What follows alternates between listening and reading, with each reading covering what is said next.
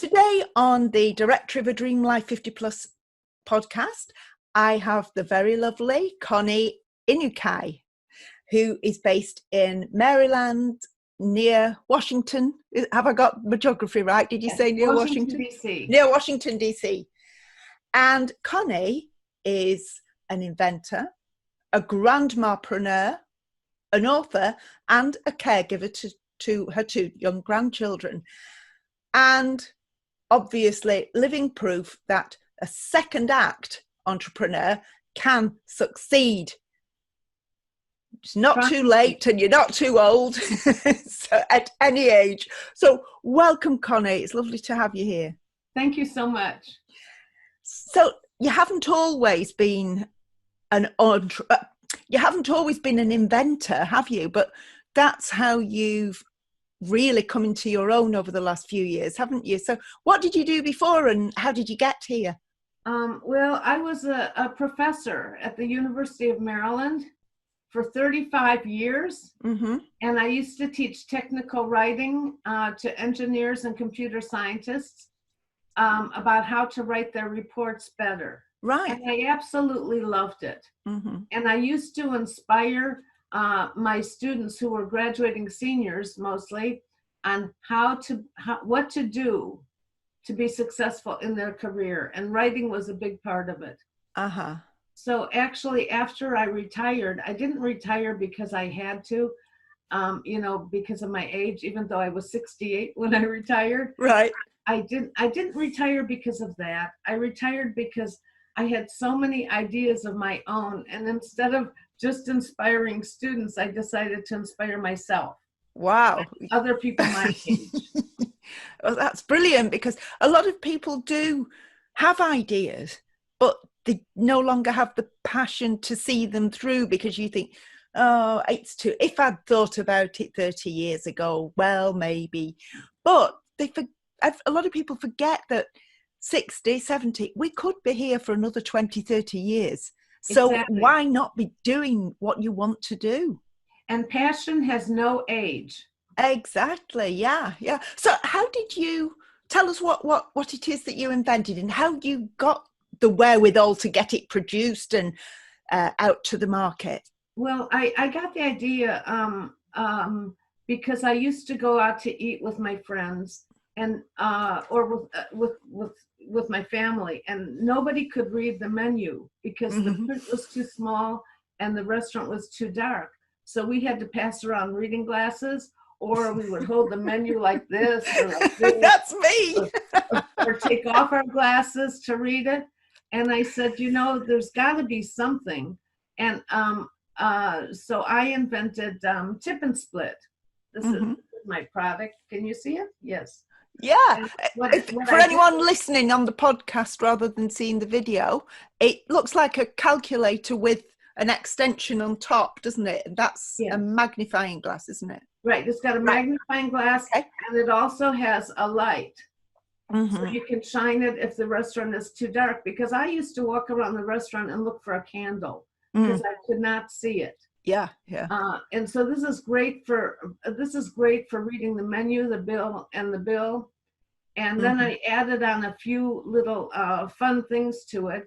And I added a calculating device. It's not a real calculator, but you can push a button, put in the amount of the bill, push enter, put in a tip, say 18, 20, 21, whatever you want to do. Push enter, it will tell you the tip.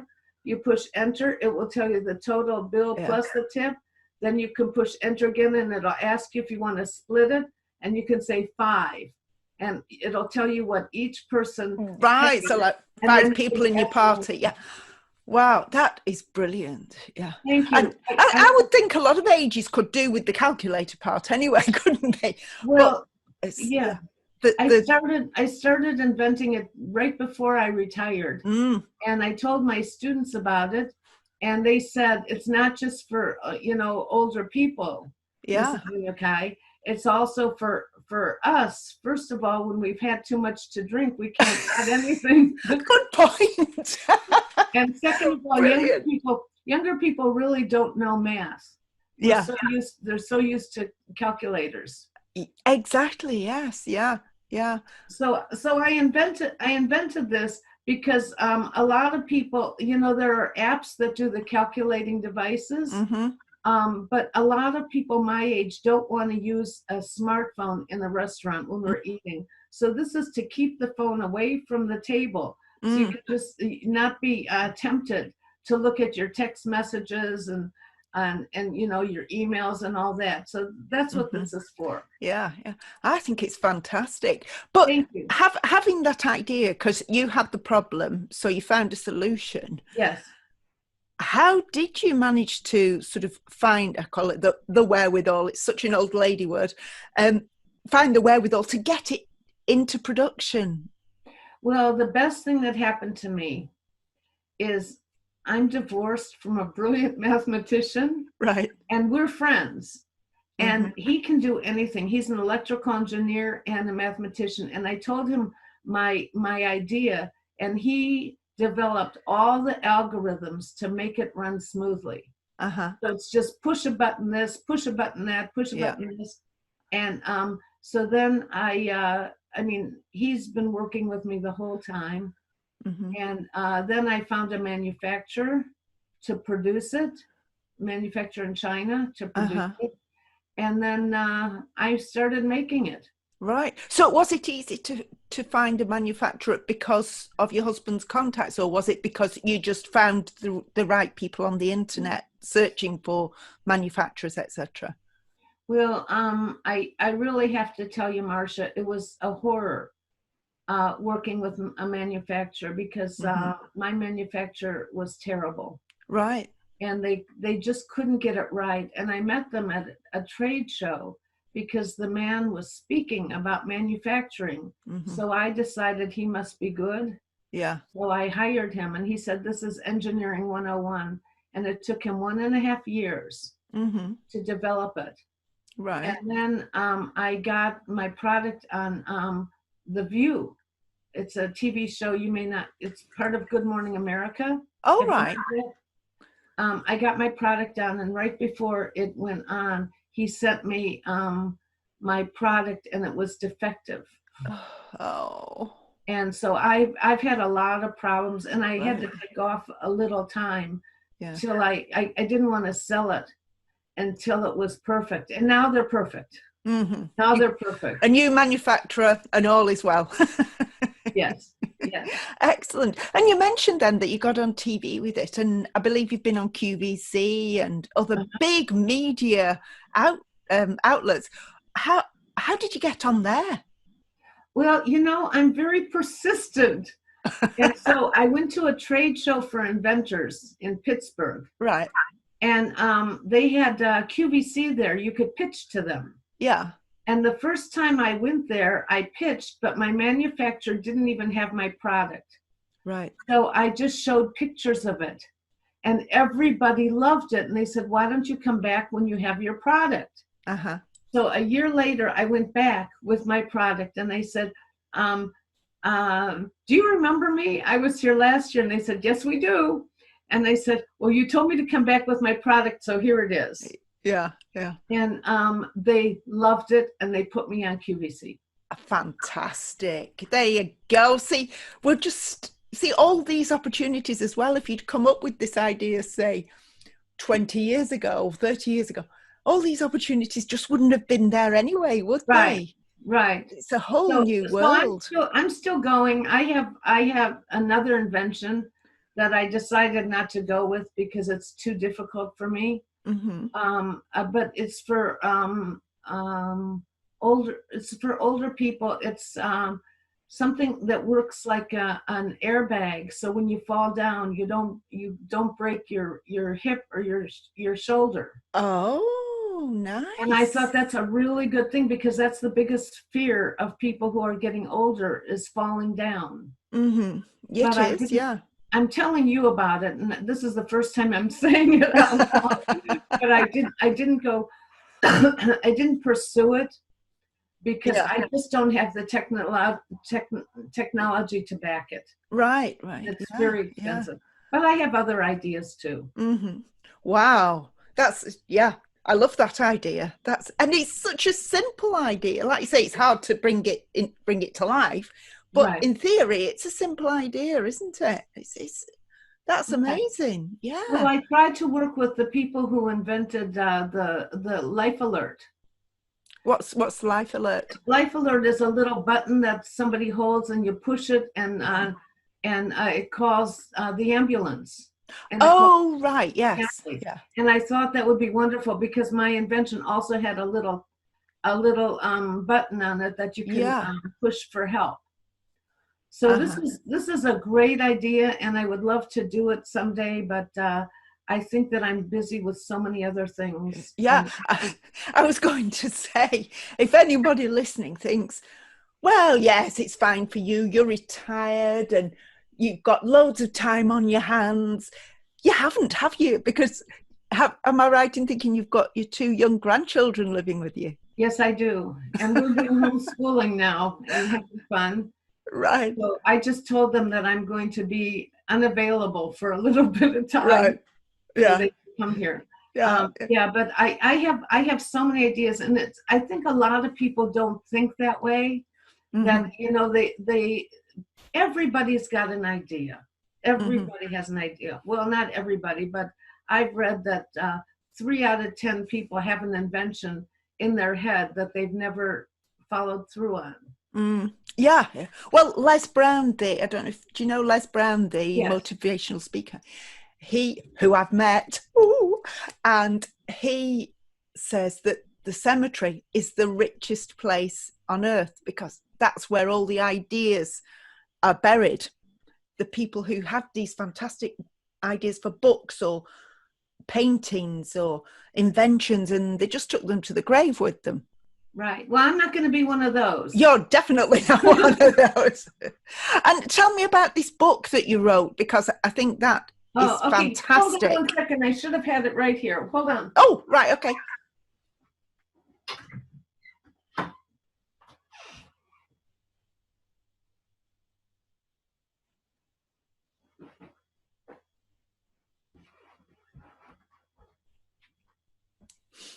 So sorry, I should have had this ready. This is a book that I wrote for other inventors because I had a lot of fun inventing it. So I wrote a book to help other people. How I got my product on QVC, the Today Show, The View, and more in my retirement. So it's a 25-page book, and you asked for offers. So if anybody wants to email me on my website, I will send them a free PDF of this book. Oh, I'll be doing that. Okay. I think that's fantastic because a lot of the books are not written for us, for our age, are they? You've written it with our age group in mind. Yeah, I think you're younger than I am, but thank you. Anyone over 50. Right. So everyone listening to this podcast is over 50 or around that age. Okay, well, that's great. So I wrote that book, and I'm just having the time of my life. And I started speaking recently, so a lot of people want to know about how I got my publicity. So that's why I wrote my book. Yeah. Wow. And how are you doing over in the States now with coronavirus? I mean, we're very fortunate in the respect that we have the internet, we have phones, we have everything. We're not out of contact, are we? It is a very strange life that we're all living at the moment. How is that affecting you and your family? We're having a lot of time together, and I am absolutely loving it, but I'm doing one more thing. What's that? I used to be a writing teacher, so I'm writing a book about my life. Not really all about inventing, but it's about me and my parents and my grandparents and all of my experiences, so that I can pass it down to future generations. Yeah. And the reason I thought about this, Marcia, is that I thought about it way before the coronavirus, but I thought about it when Kobe Bryant died. You're familiar with him, right? He I'm was a big not. basketball player. Ah, right. And he Okay. died in a plane crash with his daughter. Uh-huh. And everybody, his future generations are going to know everything about him Yeah. because he was in the news all the time. Yes. Was it not that long ago? It was not that long ago. Right. Right. I remember the story. I just didn't remember Right. his So name. I Yes. thought his family, his future generations are going to know all about him. But what about the ordinary people like us? Mm, You know, who's going to know about us? mm. So I decided to write my story so my children will know about me. Yeah, yeah, excellent. I mean, I keep pushing my grandchildren to realize that they are living a huge moment in history. Oh, So yeah. write everything down, and I'm collecting newspaper headlines, etc., for one of my grandsons who's putting a memory book together, Uh-huh. and just what we're doing now and how we've had to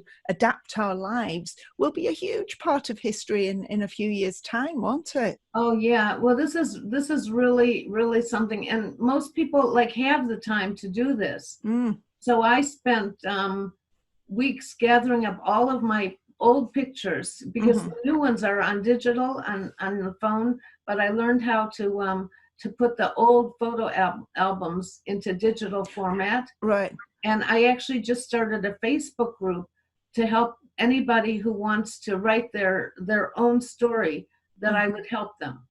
Oh, fantastic. Oh, well, send me the link for that as well, because nobody's got any plans at the minute other than Right. So than writing. so you're asking how this affects me. So I'm trying to put my skills to use because I Yeah. was a writing teacher. Mm-hmm. And writing is very important. And I'm retired now. And I Yeah. have 5 grandchildren.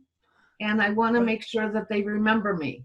Of course, yeah, yeah. I think that's an amazing idea to just the life of somebody with, sorry, tracking back your own family life. Right, right, right. Because this last 100 years, if you think, life has changed beyond all recognition, hasn't it? So goodness knows what's going to happen in the next 100. Right. Yeah, Right. Well, yeah. I'm having a very fun time learning now about how to make a book, how to use templates to organize it, what kind of text to write. Most of Yeah. my pictures are gonna have captions on them, Mm-hmm. so people will remember it. Yeah, yeah, yeah. Oh, it's so important. I love history and family history, especially. There are lots of surprises, aren't there? Are you Right. doing it through like Ancestry or a website like that, or just from the knowledge that you've got that's been passed down? Well, I'm only doing my grandparents Right. and my parents. I'm doing a lot about my parents. Not a Yeah. lot, maybe Yeah. 2 pages for each parent. Right. So it's from information that you know already. And Yeah. pictures Yeah. that I have of them. Yeah. Yeah. Uh-huh. And Ah. then I haven't gotten yet to. I'm still at high school. Right. Oh, talking about that, now seems like a good time to ask you the question that I do ask most of my guests, because I say most because I have forgotten on a couple of occasions. But if you were to meet the teenage Connie and she could see you now and what you're doing now, what would she think? Yes, I'm really proud of the way we did that. And what might she think? I wish we'd approached that differently going through our life. That's a very interesting question, and I'll tell you. One of my pivotal points in my teenage years was I had a boyfriend who died in a car crash. Right. And it was devastating to me because he was brilliant. I was so happy to have known him, Mm-hmm. and he died. And he was so good. He was 16 years old and already planned to go to Yale. Wow. And he was much more brilliant than I ever was. So I sort of made a commitment that I would do everything that he can't do. Mm-hmm. So I think that I am doing my job. I think I'm fulfilling my commitment to Clayton. And Yeah. he's actually a big part of not a big part. He's like 2 pages in my book. Right. Yeah. Yeah. So it's kind of influenced your perspective going forward all through your life then. You know, now we always think about, you know, like life is short, make the most of it. But I really learned that at age 15. Yeah. Oh my goodness. So that's an interesting question. Yeah. So I'm still getting through my high school years. yeah. And is there anything that you think, looking back, the teenage you might have thought, I think we should have done that differently? I can't. Not necessarily regrets, because you shouldn't regret anything, should you? It's gone. You've done it. So, but you know, I honestly don't think so. I think I tried to do everything possible. Excellent. Well, I don't know what else to say. That you are absolutely amazing. Oh, thank you. I think you are too. To have the passion to bring this tip and split to the market and promote it the way you have on like primetime TV, etc. It's absolutely inspiring. Thank you. Well, Marcia, that was just the start. That was just to launch. That was just to launch. Right. And there's more. That was just to launch. That was my idea. I have more ideas. Yeah. That was just to get me into that entrepreneurial mind shift. Yeah. Wow. But please let us have the link for this Facebook group that you've set up to help people with the writing, because I think that is such a fantastic idea, particularly now when we might be reflecting and we might have more time on our hands than we're looking for. So I'd love to be able to share that with our listeners. Okay, it's on Facebook. It's called Write Your Selfie. Write Your Selfie. Oh, I like what you did there. Don't you? Yes. Yeah, I trademarked the name. I because of my tip and split, I learned how to do a trademark. Yeah. So I trademarked Write Your Selfie. Fantastic. Oh, I love that name. Yeah, we shall be in there. I will be in that group, definitely, because like you say, everything's just changed now, and I've still got, there's a big list of things that I want to do in this time. But I think just having a driving force and having someone to be accountable to as well.